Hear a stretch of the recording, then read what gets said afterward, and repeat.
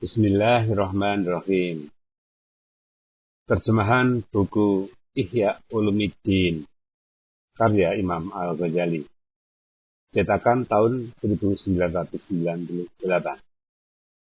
Buku jilid ke-1 mulai halaman 311. Kitab Ilmu.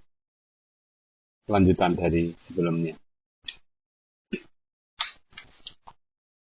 Dari Ibnu Abbas radhiyallahu anhu bahwa Ibnu Abbas berkata, telah bersabda Rasulullah SAW, tiap-tiap sesuatu itu mempunyai alat dan berkakas, dan alat bagi orang mukmin ialah akal. Tiap-tiap sesuatu itu mempunyai kendaraan, dan kendaraan manusia ialah akal. Tiap-tiap sesuatu itu mempunyai tiang, dan tiang agama itu ialah akal. Tiap-tiap kaum itu mempunyai tujuan, dan tujuan bagi hamba Allah ialah akal. Tiap-tiap kaum itu mempunyai penyeru, dan yang menyerukan orang-orang yang beribadah itu ialah akal. Tiap-tiap saudagar itu mempunyai harta kekayaan, dan harta kekayaan orang yang rajin itu ialah akal. Tiap-tiap keluarga dari suatu rumah tangga itu ada yang membelanjainya,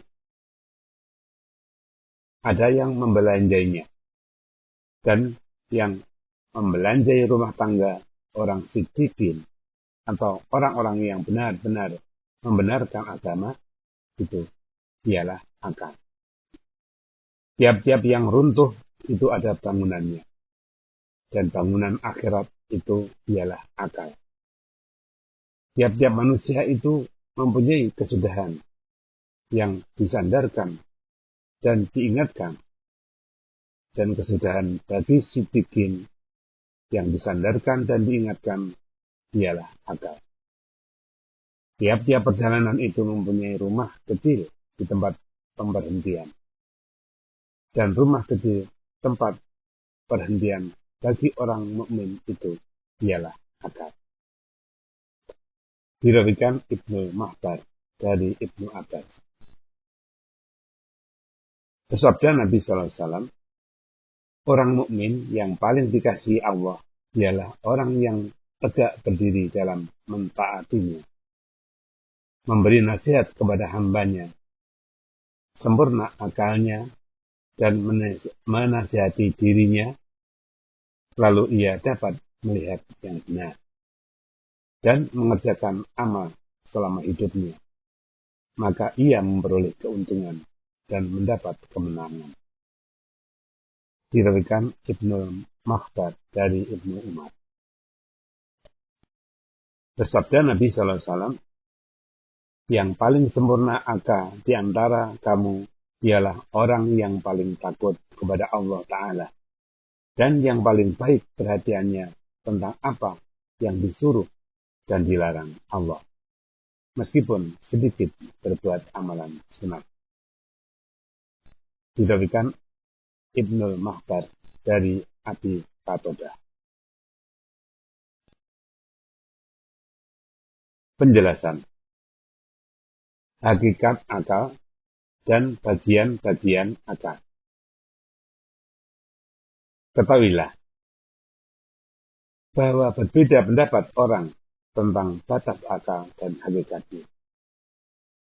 Kebanyakan mereka melupakan bahwa nama tersebut dipakai kepada bermacam-macam arti. Itulah yang menjadi sebab perbedaan pendapat tadi. Kebenaran yang menyingkap tutup mengenai akal itu ialah bahwa akal adalah suatu nama yang dipakai berserikat kepada 4 arti. Sebagaimana umpamanya nama mata dipakai kepada bermacam-macam arti. Dan apa yang berlaku tentang ini, maka tidaklah wajar dicari untuk semua bagiannya suatu batas saja. Tetapi hendaklah masing-masing bagian disendirikan menjelaskannya. Yang pertama, akal itu adalah suatu sifat yang membedakan manusia dari hewan. Dengan akal, manusia bersedia untuk menerima bermacam-macam ilmu nadori atau ilmu yang memerlukan pemikiran dan untuk mengatur usaha-usaha yang pelik yang menghajati kepada pemikiran. Akal itulah yang dimaksud oleh Al-Hajj bin Asad Al-Muhaisibi, di mana ia mengatakan tentang batas akal itu, yaitu suatu gharizah atau tabiat yang disediakan untuk mengetahui macam-macam ilmu nadori. Akal itu seolah-olah suatu nur atau cahaya yang dimasukkan ke dalam hati yang disediakan untuk mengetahui macam-macam hal. Orang yang mengingkari apa yang tersebut di atas tidak menginsafi, lalu mengembalikan akal itu kepada ilmu pengetahuan yang doruri atau yang tidak memerlukan pemikiran semata-mata.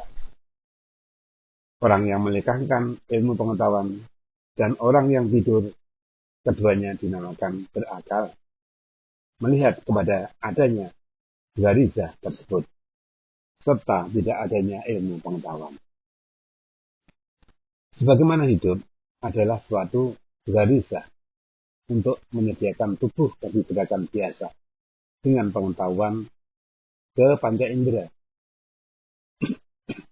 maka demikian pula lah akal adalah suatu gharizah untuk menyediakan sebagian hewan atau manusia buat memperoleh ilmu pengetahuan nadori.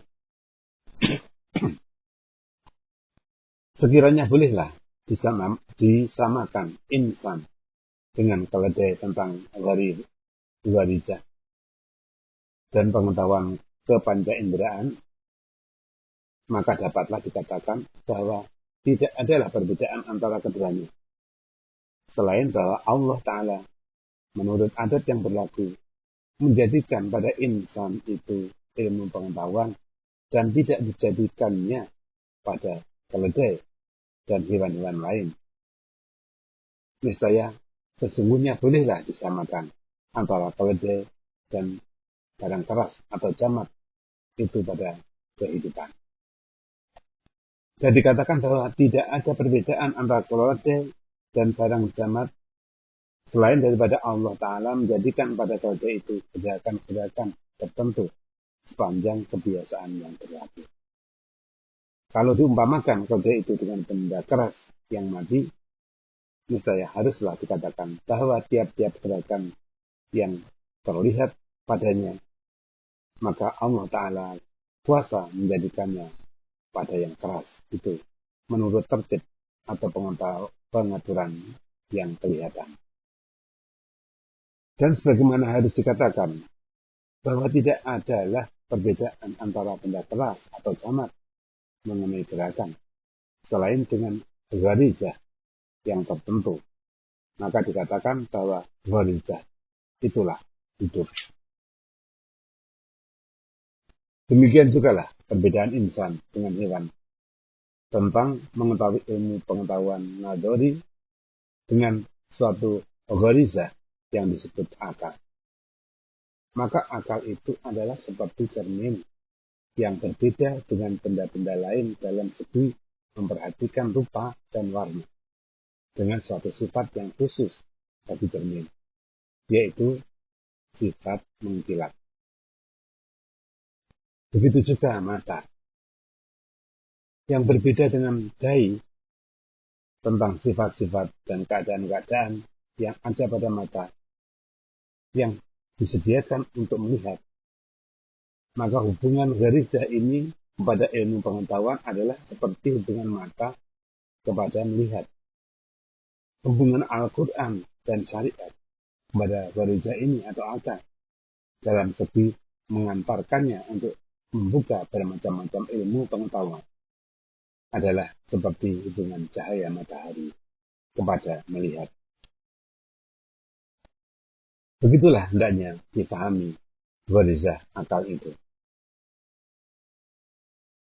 Yang kedua, hakikat akal itu ialah ilmu pengetahuan yang timbul ke alam wujud pada diri anak kecil yang dapat membedakan tentang kemungkinan barang yang mungkin dan kemustahilan barang yang mustahil.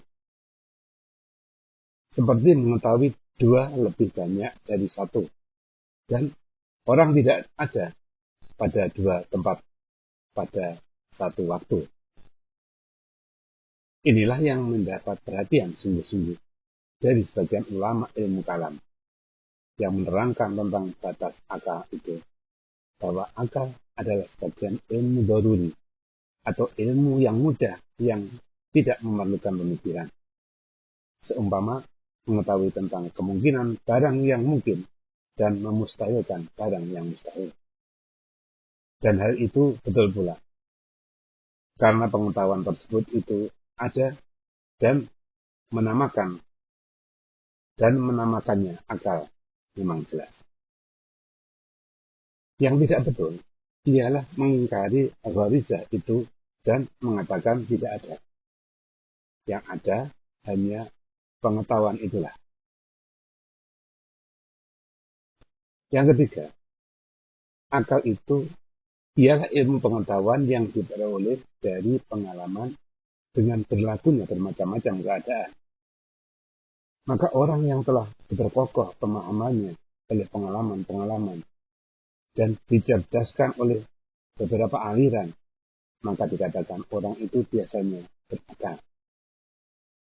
Yang tidak bersifat dengan sifat tadi, maka dikatakan orang bodoh. Tidak berketentuan jahil. Inilah macam yang lain dari ilmu pengetahuan yang dinamakan akal.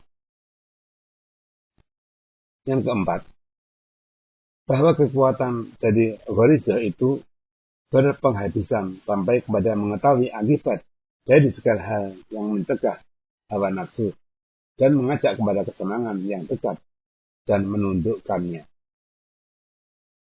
Apabila telah berhasil kekuatan ini, maka orang yang mempunyai kekuatan tersebut dinamakan berakal, di mana majunya dan mundurnya adalah menurut yang dikehendaki pertimbangan mengenai akibat-akibatnya, tidak menurut hukum hawa nafsu yang dekat itu. Ini juga adalah dari sifat-sifat khas manusia yang membedakan dia dari hewan yang lain. Maka yang pertama di atas tadi adalah asas, pokok, dan sumber. Yang kedua adalah cabang yang lebih dekat kepada yang pertama. Yang ketiga adalah cabang bagi yang pertama dan kedua.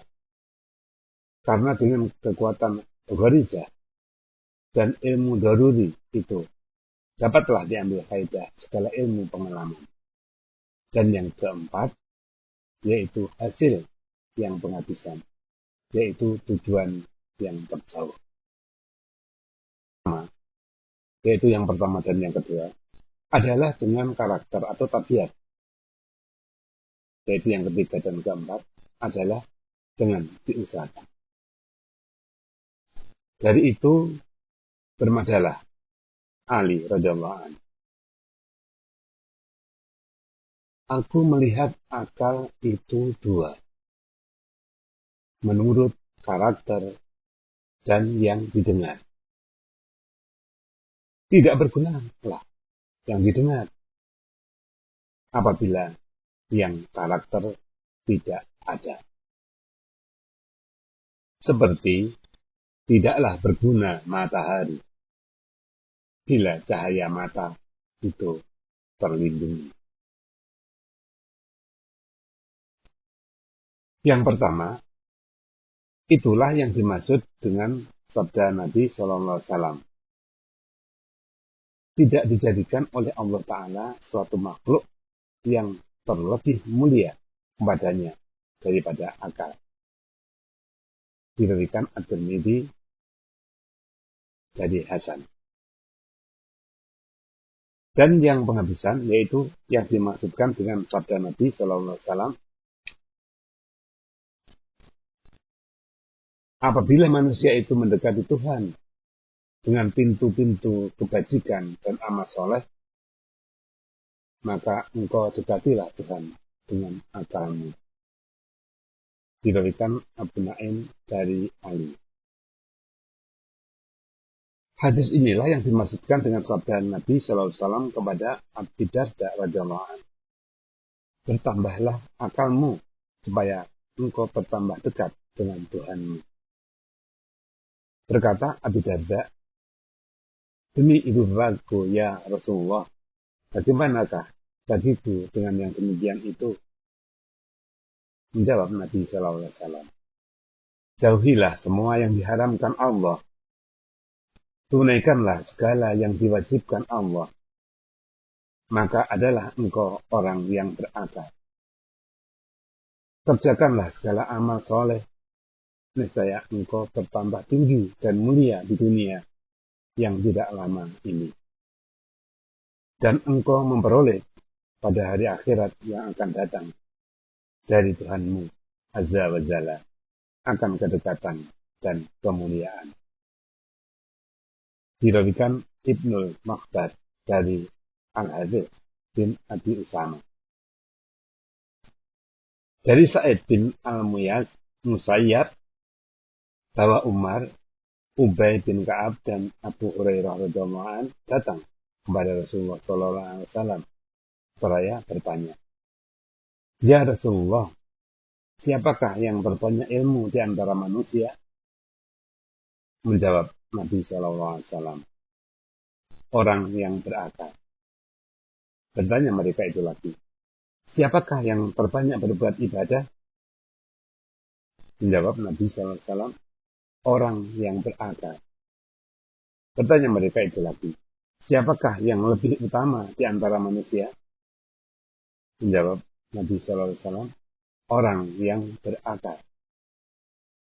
Bertanya mereka itu lagi, "Bukankah orang yang berakal itu orang yang sempurna kepribadiannya, yang terang kelancaran lidahnya, yang murah tangannya, dan tinggi kedudukannya?"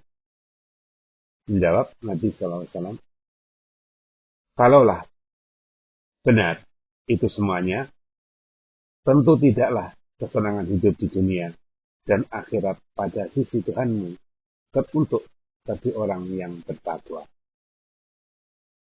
Diriwayatkan Ibnul Makhdad dari Sa'id bin Al-Musayyab. Orang yang berakallah yang takwa, meskipun di dunia dia hina dan rendah. Bersabda Nabi Sallallahu Alaihi Wasallam pada hadis lain, sesungguhnya yang berakal ialah orang yang beriman kepada Allah, membenarkan Rasul-Rasul Allah, dan berbuat amalan taat kepada Allah. Diriwayatkan Ibnu Makhdad dari Sa'id bin Al-Musayyab.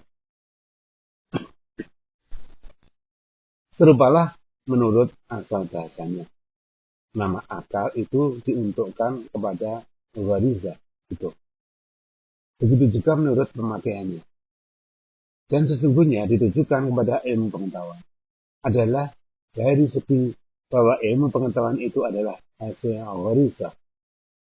Sebagaimana sesuatu yang itu dikenal dengan hasilnya.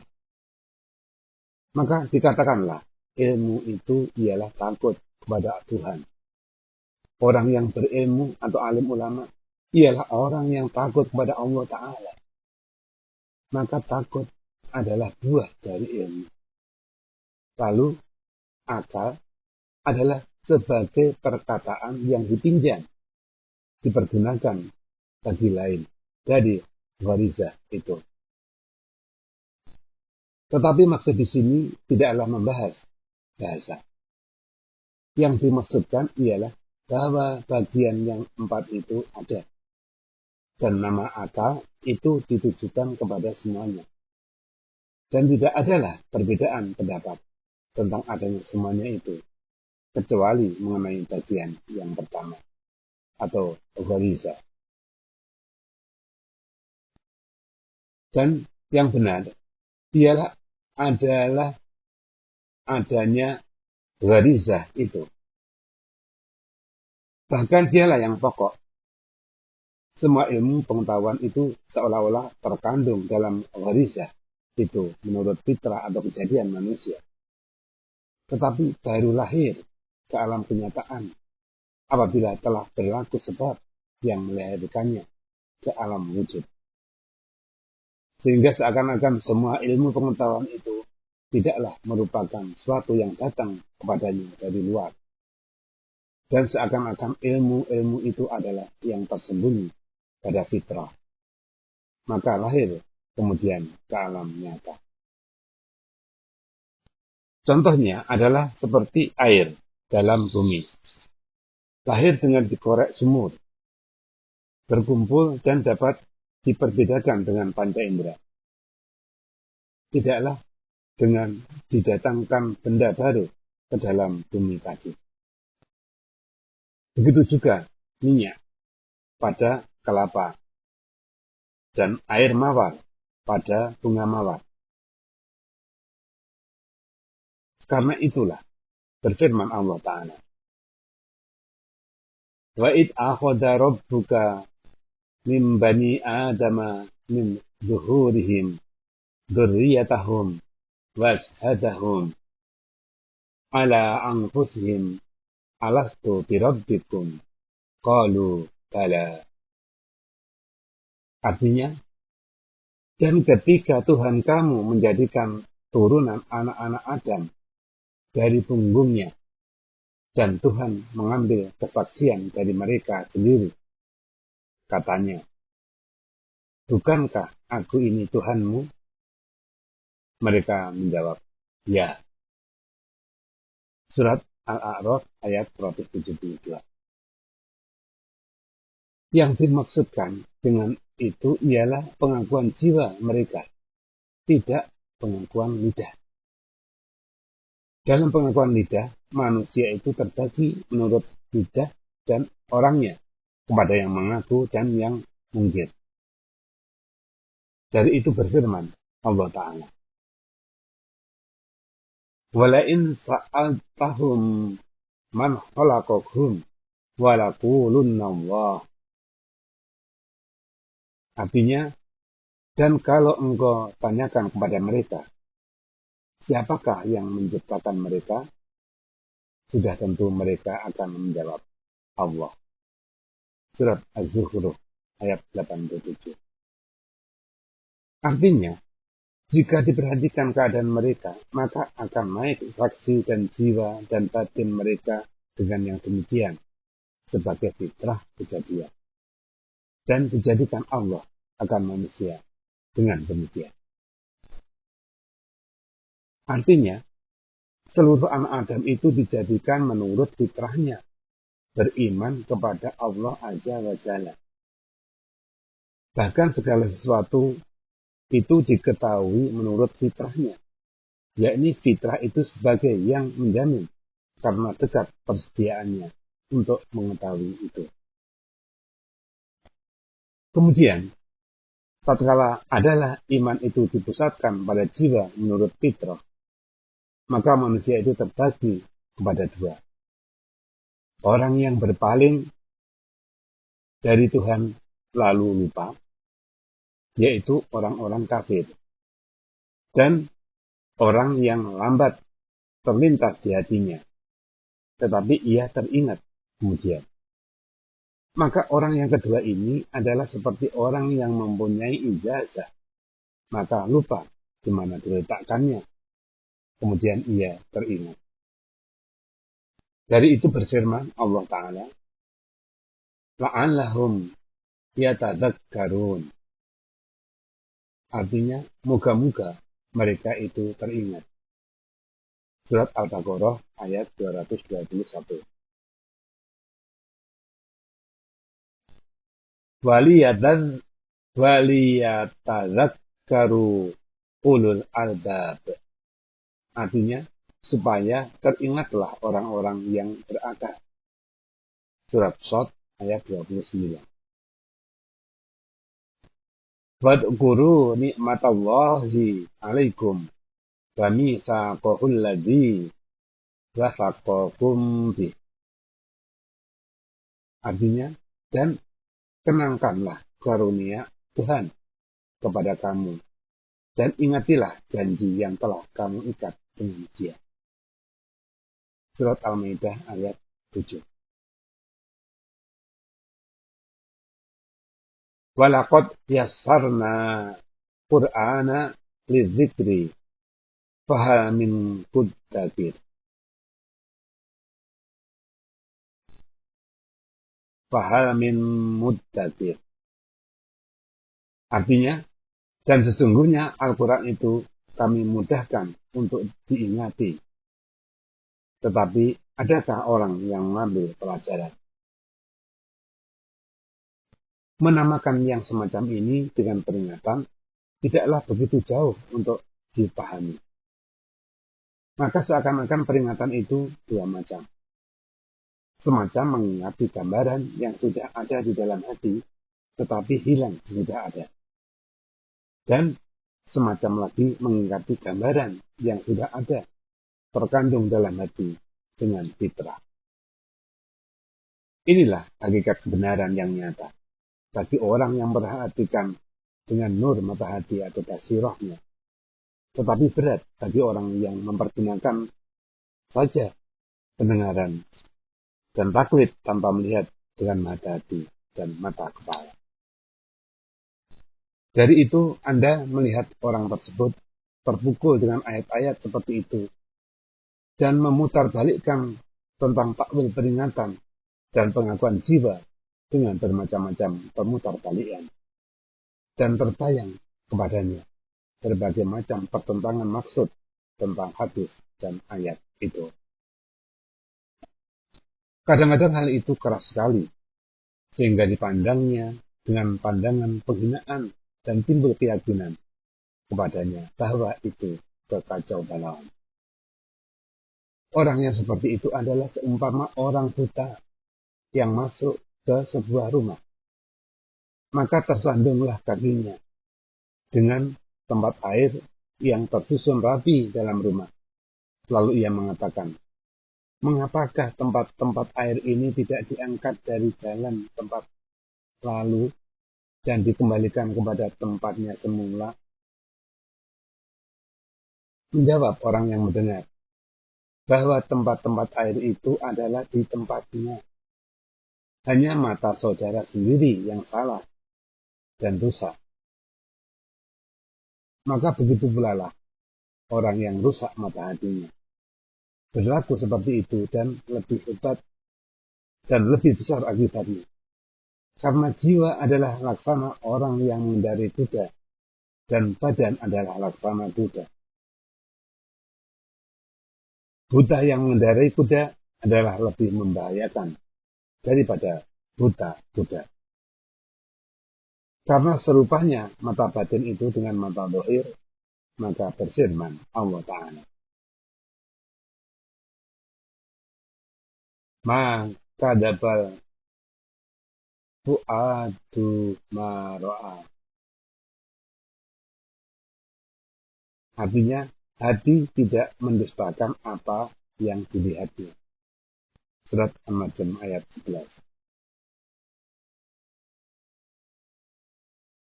Wa kadzalika nuri Ibrahim malakut samawati wal ard. Artinya, dan begitulah kami perlihatkan kepada Ibrahim kerajaan langit dan bumi. Lawan melihat dinamakan buta. Berfirman Allah Ta'ala, fa innaha la ta'mal absharu walakin ta'mal qulubul lati fis-sudur. Artinya, sesungguhnya tidaklah mata itu yang buta, tetapi yang buta ialah hati yang di dalam dada. Dan berfirman Allah Ta'ala, faman kana fi hadhihi a'ma fahuwa fil akhirati a'ma ba'dallu sabila. Artinya, barang siapa yang buta di dunia ini, maka di akhirat dia buta juga dan lebih sesat jalannya. Surat Al-Isra ayat 72. Segala hal inilah yang dibuka kepada para nabi. Sebagiannya adalah dengan mata kepala, dan sebagian lagi adalah dengan mata hati. Dan semuanya itu dinamakan melihat. Kesimpulannya, orang yang tidak tembus penglihatan mata hatinya, maka tidaklah tersangkut agama padanya, serta kulitnya, dan yang seperti kulit itu, tidak isinya dan hakikatnya. Inilah bagian-bagian itu yang dipakai nama akal padanya.